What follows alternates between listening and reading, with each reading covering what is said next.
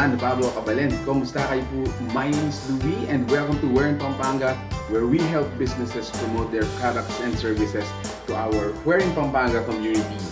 For today's vlog, our business partner is hailing all the way from Candaba, Pampanga. So palakpakan po natin yung mga taga Candaba, Pampanga, because you are lucky to have an existing business na nagsaserve ng mga Japanese food from your place. So if you can check out their fan page, so check po natin si Nipponshoku. They serve a lot of Japanese food, no? So I saw some ramen, I also saw some sushi.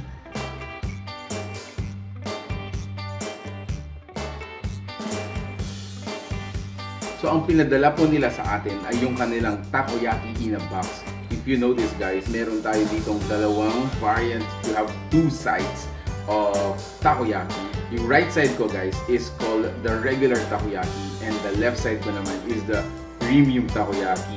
And then, you know, inside each box, meron pa tayong mga different kinds of flavors such as cheese, meron din octopus, meron din crab, and assorted. You know, make sure to check out their fan page to know more about the products that they serve. And although they are coming from Candaba, Pampanga, I just check out their fan page. They are reaching far, you know, Sta.Ana, San Fernando, Mexico, San Luis. So if you are near Candaba, you don't need to go far just to taste Japanese food. Okay, so you know, if you're just with me guys, grabe ang amoy nito. It is so inviting.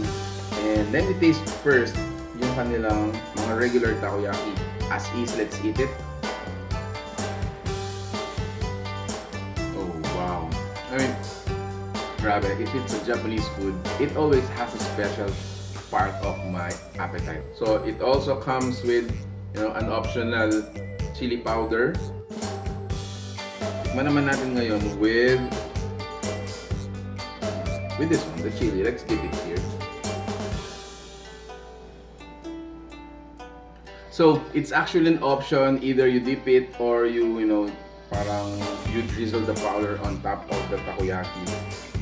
It's up to you guys. So let's take this one. Medyo manghang to ngayon. Wow, I actually like the chili powder nila, no? It adds, you know, a lot more flavor into it. Now, tikman naman natin ngayon yung kanilang premium. Grabe, this is a premium.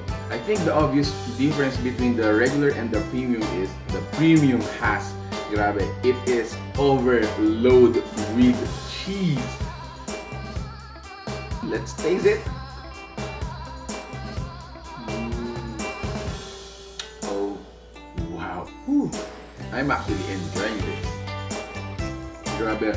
Again guys, we would like to thank Nipponshoku for sending us such a generous takoyaki box. Again, if you are craving for some Japanese food, particularly takoyaki, which is Nipponshoku sent us, please add this on your options. No? I'm sure you have come across with other Japanese food businesses, but if you want to try this one, check out their fan page guys. It's flashing on your screens right now, and make sure to call the number we're gonna be providing.